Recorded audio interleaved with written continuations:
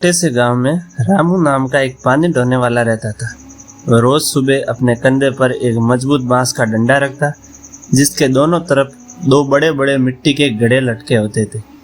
वह घंटों की पैदल यात्रा पूरी करके नदी से अपने मालिक के घर पानी पहुंचाता था। उन दो घड़ों में से एक घड़ा बिल्कुल नया और शानदार था, जो बिना एक बूंद गिराए पूरा पानी ले जाता था। लेकिन दूसरा घड़ा थोड़ा पुराना था और उसमें एक बारीक सी दरार थी। इस कारण जब रामू घर पहुंचता तो दूसरे घड़े में सिर्फ आधा पानी बचता था। 2 साल तक ऐसा ही चलता रहा।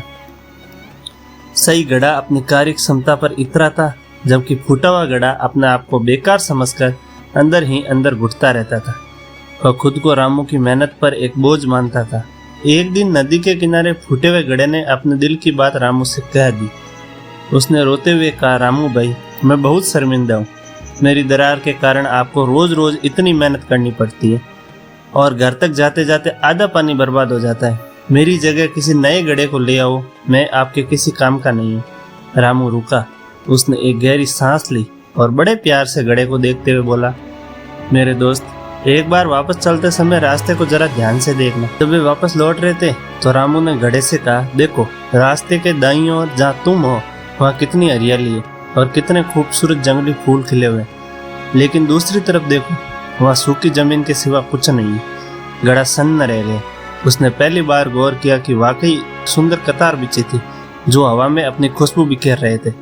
रामू मुस्कुराते हुए समझाया, मुझे तुम्हारी इस कमी का पता था। मैंने चालाकी की और तुम्हारी दरार वाली जगह फूलों के बीज बो दिए।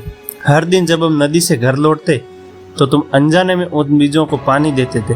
पिछले 2 साल से मैं उन फूलों को तोड़कर अपने मालिक की मेज सजाता रहा हूँ। अगर तुम जैसे हो वैसे नहीं होते, अगर तुम फूटे हुए नहीं होते, तो क्या ये फूल कभी खिल पाते? उस दिन घड़े को समझ आया कि जिसे वह अपनी विफलता समझ रहा था, वह वास्तव में किसी और के जंग भरने का जरिया बन गई थी। हमारी कमियां हमें दूसरों से अलग नहीं बल्कि विशेष बनाती हैं। जिसे हम अपनी विफलता समझते हैं, हो सकता है वही किसी और के जीवन में खुशबू और रंग भरने का जरिया हो। इसलिए स्वयं को कभी कम ना कहें। आप जैसे हैं बिल्कुल सही है।